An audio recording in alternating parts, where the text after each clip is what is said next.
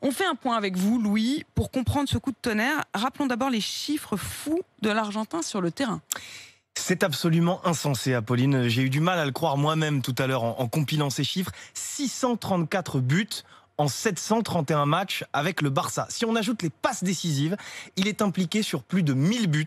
C'est juste dingue. Enfin, un mot de son palmarès. 6 ballons d'or et plus de titres que d'années de vie. Messi a 33 ans, mais il a remporté 34 trophées en Catalogne. Alors Frédéric, bonjour. On imagine que c'est un peu la gueule de bois en Espagne ce matin. Ah oui, parce que c'est vrai qu'il y avait des rumeurs depuis quelque temps. On savait que Messi n'était pas très heureux avec ces dirigeants-là. Il n'était pas très content des décisions qui avaient été prises. Et puis, il avait pris quand même un coup dans la figure avec le 8-2 contre le Bayern en Ligue des Champions.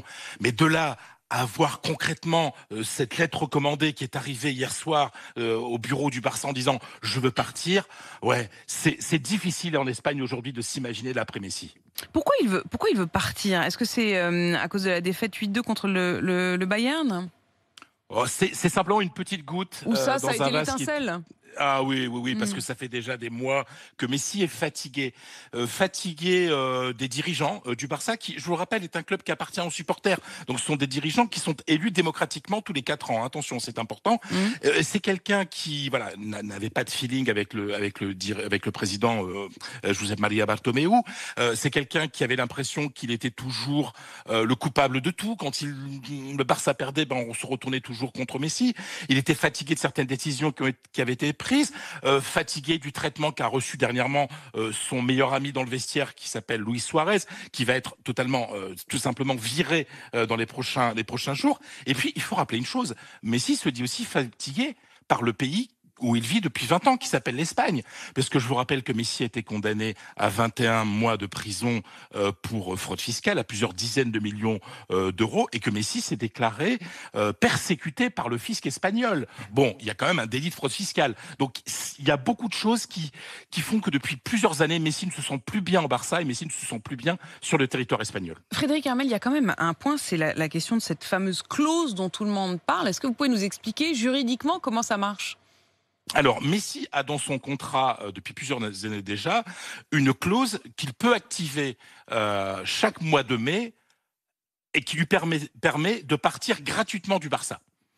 Simplement, Messi, hier, avec cette lettre recommandée, demande l'activation de cette clause, considérant que la saison ne s'est pas terminée le 31 mai comme d'habitude, mais qu'à cause de la pandémie du Covid, la saison vient simplement de se terminer avec la fin de la Ligue des Champions.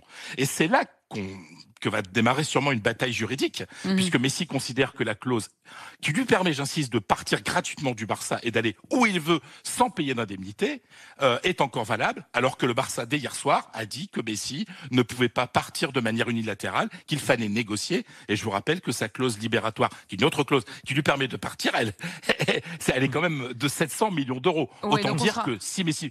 Il faut négocier. Ouais, il faut négocier. Ouais. Et il va y avoir du coup forcément une bataille maintenant sur le plan juridique. Un mot quand même, vous le voyez partir où, Frédéric? Revenir ici? Alors, venir chez nous? C'est une information que j'avais donnée il y a 15 jours dans l'Afterfoot sur RMC. Messi a un accord avec David Beckham pour jouer à l'Inter Miami en Floride à partir de juin 2021 pour des raisons surtout fiscales.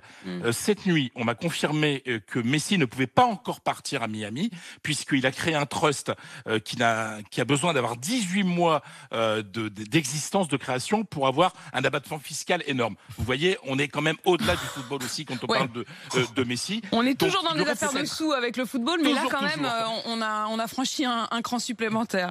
Merci beaucoup, merci Frédéric Armel, donc correspondant RMC Sport en Espagne, et puis avec ce livre formidable sur Zidane, bien sûr, que je mentionne aussi. À bientôt Frédéric.